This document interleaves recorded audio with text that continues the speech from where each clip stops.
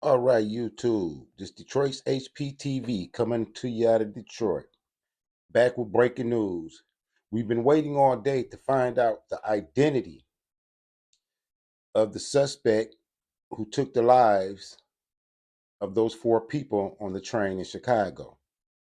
Now, it would be irresponsible of me not to give you this update so that you could have a clearer picture of what actually happened. It makes me wonder why mainstream media and the police held the information for so long with all of the things that are going on in Chicago, all the things that are going on in the country, all of the rumors, all of the violence. It's so much going on that they knew that withholding that information could possibly create hysteria, have people jumping to conclusions because you don't know what to think. They've had the guy since yesterday morning, and they wait to this evening to finally let us know who he is, and it's still not clear. So these are some perilous and dangerous times here in America because after doing more research, it was over 30 people who were shot in Chicago over the Memorial Day weekend, which is something that has become normal in the community out there. And things are just getting stranger. So I didn't want to leave my subscribers and the people that follow me in the lurch about what happened. So I was going to report on it, and I waited and waited until I seen did they have a picture or were they going to actually identify who created this heinous situation, who did this. The reasons why they still are not talking about. And it gets stranger. Everything is strange. Everything is, I mean, American culture has become dangerous to say the least. So I want you guys to see who actually is accused of committing this crime. And you're going to be surprised or maybe not.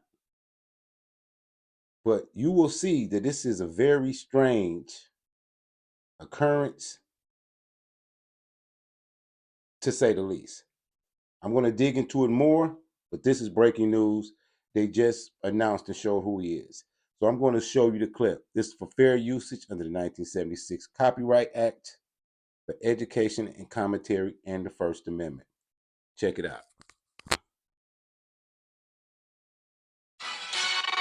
And we begin with that breaking news this afternoon. Thanks for joining us. I'm Ben Bradley. And I'm Lourdes Duarte. First-degree murder charges are approved against a man in the shooting of four people aboard a CTA Blue Line train. Two of the victims have been identified so far. WGN's Christine Flores is live in Forest Park now with the latest.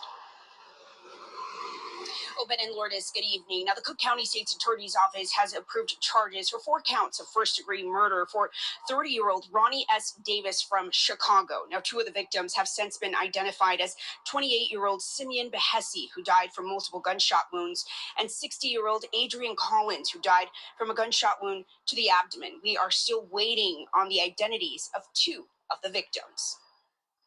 It's not clear what the person's motives were. And we think there could have been more loss of life. Forest Park Mayor Rory Hoskins reflects on Monday morning's shooting on the CTA Blue Line that claimed the life of 4 people just before 5:30. The train was arriving at the Des Plaines Avenue terminal. These victims were murdered in their sleep. Hoskins says they were shot at point-blank range. WGN Investigates has learned the shooter was wearing a mask when they approached the sleeping victims, and there was no provocation before the gunfire. While the shooter was wearing a mask during the shooting, surveillance video later captured them without it. The suspect was detained about 90 minutes later by Chicago police on a Pink Line train. I just noticed something. Why do they keep saying them? I'm going to restart this, guys. I'm going to restart this so you can hear it again. They keep saying them, but they have one guy. Hold on.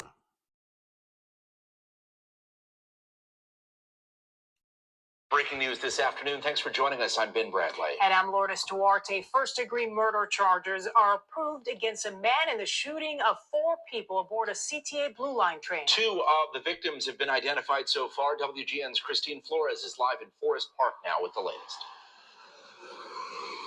Ben and Lourdes, good evening. Now, the Cook County State's Attorney's Office has approved charges for 4 counts of first-degree murder for 30-year-old Ronnie S. Davis from Chicago. Now, 2 of the victims have since been identified as 28-year-old Simeon Behesi, who died from multiple gunshot wounds, and 60-year-old Adrian Collins, who died from a gunshot wound to the abdomen. We are still waiting on the identities of 2 of the victims. It's not clear what the person's motives were. And we think there could have been more loss of life. Forest Park Mayor Rory Hoskins reflects on Monday morning's shooting on the CTA Blue Line that claimed the life of 4 people just before 5:30. The train was arriving at the Des Plaines Avenue terminal. These victims were murdered in their sleep. Hoskins says they were shot at point-blank range. WGN Investigates has learned the shooter was wearing a mask when they approached the sleeping victims, and there was no provocation before the gunfire. While the shooter was wearing a mask during the shooting, surveillance video later captured them without it. The suspect was detained about 90 minutes later by Chicago police on a Pink Line train. I have not watched the video, but our deputy police chief told me what he saw in the video. You know, it's not a movie. It's real life, and it's, what I'm told, very gruesome. 3 people died on scene. A 4th person was later pronounced dead at a nearby hospital. I'm grieving. My heart goes out to those families and to those who lost their lives of this senseless, wicked act. But it's my effort to make sure that we are investing in people is still very much front and center. Village officials are asking for more public safety support at the state and local level, adding that they are the only community in the county with 2 major train lines that end in the area, leaving them with an influx of issues like homelessness and drug overdoses in and around the transit center. It's a horrible tragedy that 4 people are dead on Labor Day weekend. Our police department and our fire department respond to this location probably more than any other location in our jurisdiction. I absolutely believe that as we look at the reforms that we're making to our transit system, that we need to be addressing the broader question of, why isn't there enough security being provided? And of course, Springfield's going to be a very important part of that. We're not the only funder or the only available partner in that, but certainly we're trying to put together a plan that will make sense for the future and that will keep people safe. We are expecting to learn more about these charges and the suspect in a press conference that's scheduled later this evening at 7 o'clock. For now, reporting live in Forest Park, Christine Flores, WGN News.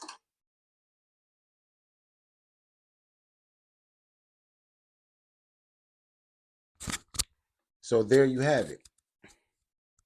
Now, this is still a strange occurrence, and it's very, very weird how they handle this. The looks on their face as they tell the story, and how long it took them to show a picture of the alleged shooter, and their language is guarded. And I know in these times and in these cities, we have to be vigilant. We have to be careful. There's a lot going on. There's so much fake news. And that's why I wanted to show you as soon as I got a picture. I waited around all day waiting for them to finally charge someone so I could get a look at who it is. So there won't be no assuming But when you're dealing with these people, you still can't trust what they say and what they're telling us.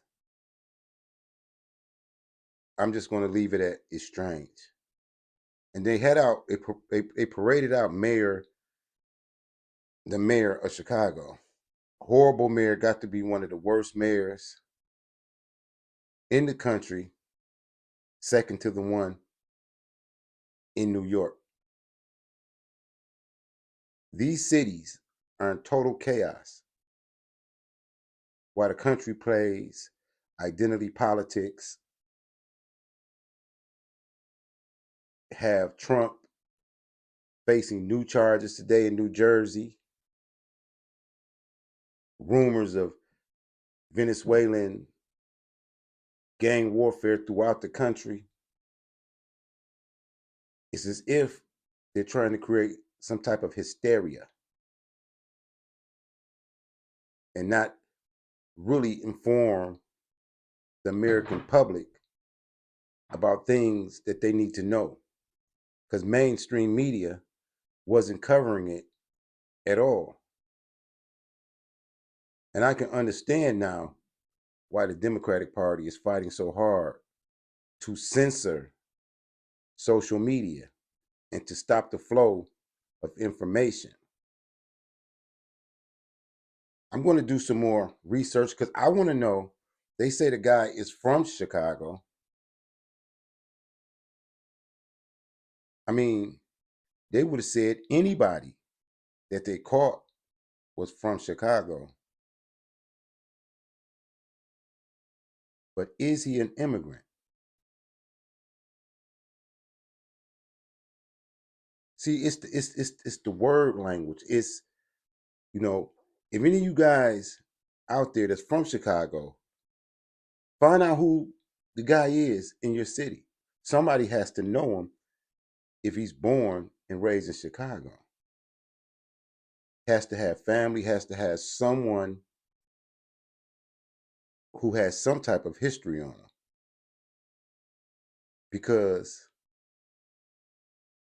something just doesn't seem right to me about the story and how long they waited to show a picture and how they guarded their language and how they referred to them. A lot of different things around there have me suspicious, but I'm going to be suspicious anyway because I do a lot of blogging and reporting on what's going on in this country. And a lot of things I see are unbelievable to me, but they still are happening. So that's all. You make your own decisions and come to your own conclusions. This is Detroit's HPTV, signing to you out of Detroit. Support the nonprofit, Detroit's Black Thought and Action Collective. Salute to all patriots. As always, remember these are perilous times that they spoke of in Revelations and all throughout the Bible when they talk about end times. So stay prayed up and keep your head on a swivel. Like, share, and subscribe. Peace.